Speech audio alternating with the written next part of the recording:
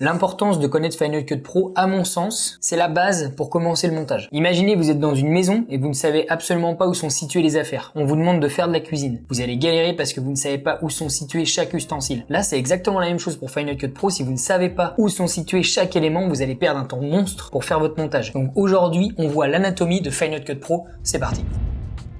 Alors voilà, quand vous ouvrez Final Cut Pro, ce qui s'affiche, vous avez du coup la proposition d'un nouveau projet. Donc en haut à gauche, vous avez la partie bibliothèque, donc là où va être situé votre projet.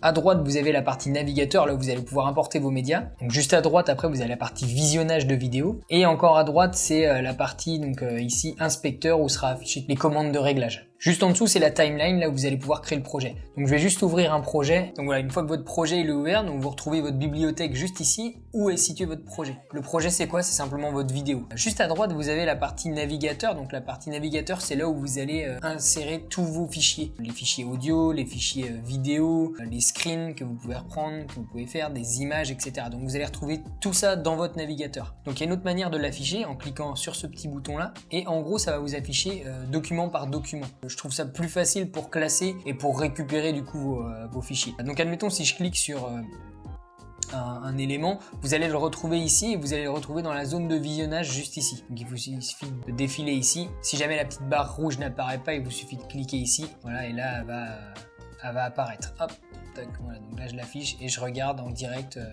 ce qui se passe dans la zone de visionnage. Voilà, donc ça c'est la partie navigateur. Ensuite, donc on verra la partie donc zone de visionnage comme on l'a dit tout à l'heure, et ici la partie inspecteur. Donc on y reviendra juste après. Avant, je vais vous parler un petit peu de la timeline. Donc la timeline, en gros, c'est le contenu de votre vidéo au complet. Donc là, je vais faire un Shift Z pour avoir toute la timeline. Et du coup, on voit que tout apparaît. Donc là, il y a une ligne.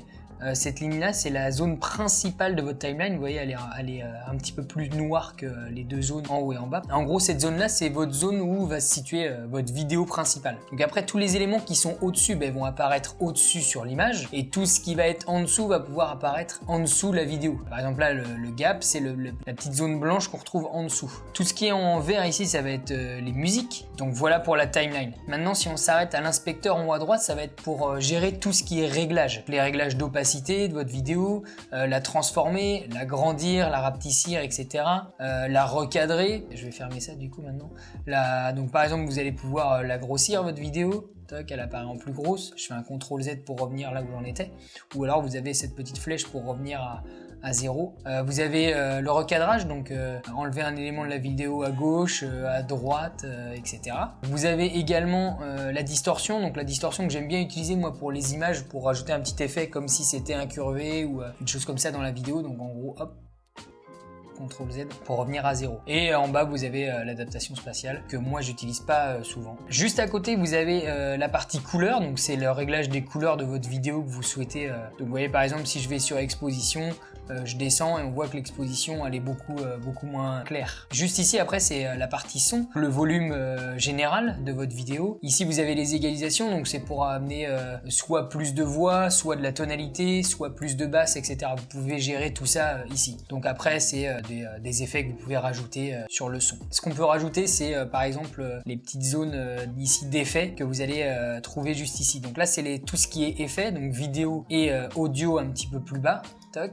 Que vous allez pouvoir retrouver ici, et juste à droite les transitions, donc tout ce qui va être transition que vous voulez apporter, du flou, effacement, dissolution, enfin etc. Principalement, c'est ce que je vais vous donner comme information aujourd'hui sur Final Cut Pro. C'est très très large, on va pouvoir rentrer dans le détail beaucoup plus que ça, et ça sera dans les futures vidéos, parce que je pense que quand on débute, c'est votre cas si vous regardez cette vidéo, ça fait beaucoup d'informations, et c'est pour juste structurer un petit peu Final Cut, comment il est fait. Si vous avez des questions, n'hésitez pas à les mettre en commentaire. Merci d'être encore là à la fin de cette vidéo. Ah oui, la seule manière de valoriser le travail d'un youtubeur, ça fait juste ici, c'est gratuit. Ouais. Et sinon, on se voit à la prochaine vidéo.